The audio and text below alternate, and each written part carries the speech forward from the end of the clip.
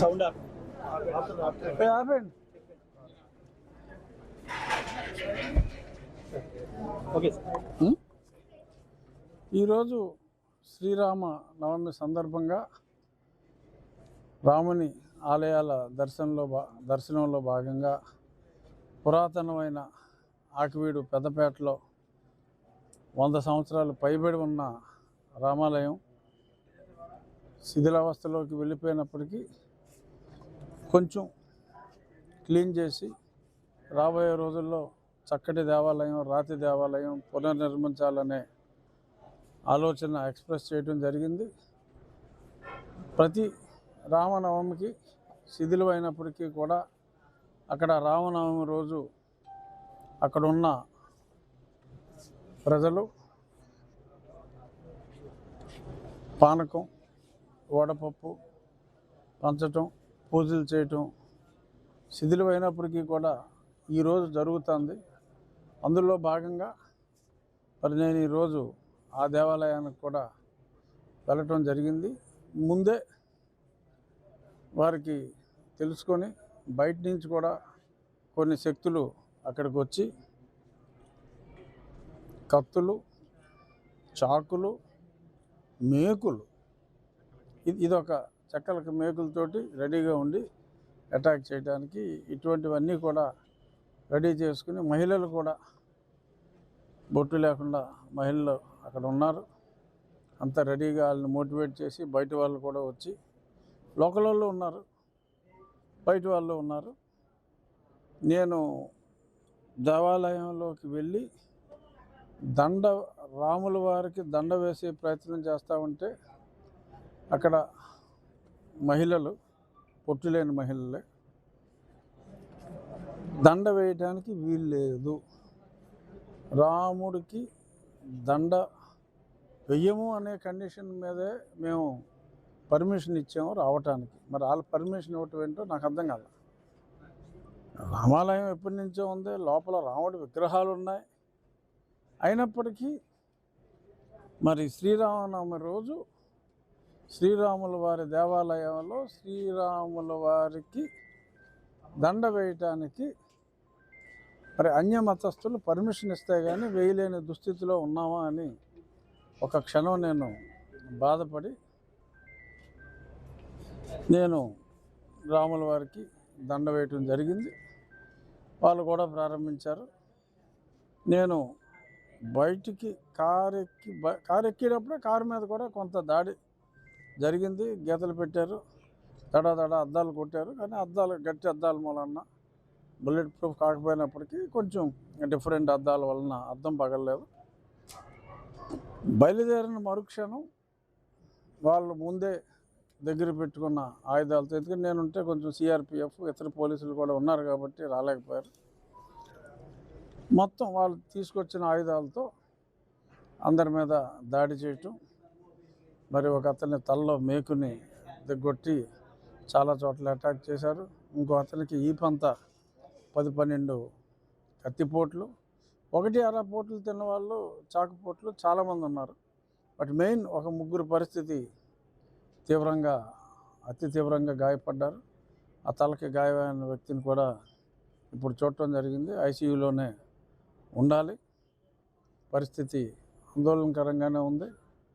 ఆ దిగిన ప్రదేశం ఒక అంగుళం పక్క నుండి ఉండే స్పాట్ డెడ్ అయ్యేది. రాముడి దయతో క్షేమంగా బయటపడతాడనే ఆశిస్తున్నాం. ఏదైనా ఎవరి మతం మీద వాళ్ళకి గౌరవం ఉండొచ్చు, కానీ ఇష్టం ఉండొచ్చు, కానీ పరమతం అంటే ఇంత ద్వేషం, పరమతస్తుని చంపేయాలి అన్నంత ఆవేశం, ఆక్రోశం మరి ప్రత్యక్షంగా ఈరోజు చూడటం జరిగింది. మరి ఇది దేనికి దారితీస్తుంది అనేది, ఈ వెర్రి అనేది, ఈ ఉన్మాదం అనేది ఫర్దర్గా వేలునకుండా దీన్ని ఈ స్టేజ్లోనే ఒకటి వేళ్లతో అంటే ఉన్మాద చేష్టల్ని ఇప్పుడే సమూలంగా ఈ చిగురులు వేసే సమయంలోనే మనం ప్రభుత్వం చట్టపరంగా అన్ని చర్యలు తీసుకోవాలి. తప్పకుండా చర్యలు తీసుకుంటుందని నేను కూడా భావిస్తున్నాను. ఖచ్చితంగా అక్కడ అన్ని రికార్డ్స్ కూడా స్పష్టంగా ఉన్నాయి. 1932 ఆర్ఎస్ఆర్ రికార్డ్స్ కూడా స్పష్టంగా ఉన్నాయి. అక్కడ గుడి రామాలయం అనే ఉంది.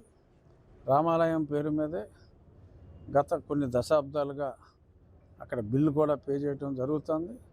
రాముల వారి విగ్రహాలు ఉన్నాయి. అన్ని డాక్యుమెంట్స్లో కూడా రామాలయం అనే చాలా స్పష్టంగా ఉంది. కాబట్టి ఈరోజు తీసుకున్నాం ఖచ్చితంగా నిర్ణయం, కమ్ వాట్ మే, అక్కడ రామాలయం కట్టి తీరుతాం. అది బయట వ్యక్తుల ప్రమేయం ఉందంటారు? ఖచ్చితంగా బయట వ్యక్తుల ప్రమేయమే ఉంది. ఏ రోజు కూడా ఆ ప్రాంతంలో జై భీమ్ అని మనం చూడాల. సడన్గా క్రైస్తవులందరూ భీములు అయిపోయారు. కొత్తగా వచ్చింది. అందరూ లైక్ చేస్తారు. అంబేద్కర్ గారిని గౌరవించని వ్యక్తులు ఎవరు లేరు. మన రాజ్యాంగ రూపకర్త అంబేద్కర్ గారిని అందరూ గౌరవిస్తారు, కులాలకి మతాలకు అతీతంగా. కానీ ఈరోజు సడన్గా అక్కడ మాట్లాడితే జై భీమ్ అని తిరిగి కోట్లు వాళ్ళని మనం చూస్తున్నాం, కోట్లు వేసుకుని జై భీమ్ అని. దీని వెనక ఈ నీలిరంగు జెండాల వెనక నీలి కోట్లు ఉన్నాయనే అనుమానం అయితే ఉంది. బట్ ఏదైనా పూర్తిగా విచారణ జరగకుండా మనం యథాబద్ధంగా చెప్పలేం. బట్ అక్కడ వీడియోలు అన్నింటిలో స్పష్టంగా రాత్రికి రాత్రి వెలసిన జెండాలు, ఆ జెండాలు తీసుకొచ్చి పెట్టిన వాళ్ళు అక్కడ కొన్ని గృహాల్లో ఉండటం, సడన్గా ఈ కత్తులు ఇటువంటివన్నీ కూడా ఆ గృహాల్లోకి చేరటం, ఖచ్చితంగా పెద్ద కుట్ర ఉన్నది అన్నది 100% నిజం. ఆ కుట్ర వెనుక ఎవరున్నారు అనేది పోలీసులు తేల్చాలి. త్వరలో ఆ విషయం కూడా పోలీసులు తేలుస్తారని అనుకుంటున్నా. ఇప్పుడు అందులో ప్రముఖంగా ఎవరెవరైతే పాత్ర వహించారో అందరూ చూశారు, వాళ్ళని ఐడెంటిఫై చేశారు, పేర్లు చెప్పారు. వాళ్ళు మరి రివర్స్లో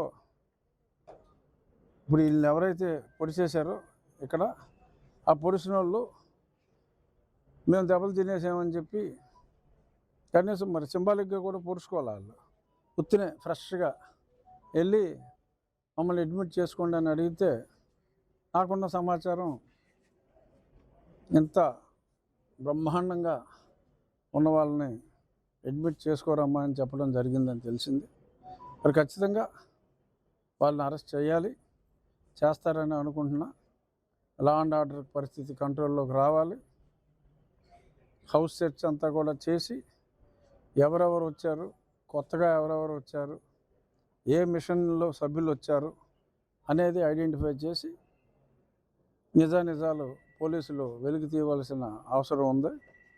ఇక్కడ ఎటువంటి రాజకీయాలకి అవకాశం లేకుండా నిష్పక్షపాతంగా ఈ ఎంక్వైరీ జరగాలని ఆకివీడు ప్రజలే కాదు, యావత్ రాష్ట్రంలోని తెలుగు రాష్ట్రాల్లోని రామభక్తులు అందరూ కూడా కోరుకుంటున్నారు. ఎందుకంటే ఇంత దారుణంగా పండగ రోజే రామాలయంలోకి రామభక్తులు వెళ్తే చంపేస్తాము అనే ఇండికేషన్ ఇవ్వటం ఏ రామభక్తుడి హృదయం, ఏ హిందూ హృదయం తట్టుకునే పరిస్థితిలో లేదు. ఏమిటి వెర్రి, ఏమిటి ఉన్మాదం అనే ప్రతి ఒక్కళ్ళు ఆలోచిస్తున్నారు. చూద్దాం ఏం జరుగుతుందో. సాయంత్రానికి ఎంతమందిని అరెస్ట్ చేస్తారు, ఎన్ని రోజుల్లో ఈ కుట్ర కోణం బయటకు వస్తుంది అనేది చూడాలి.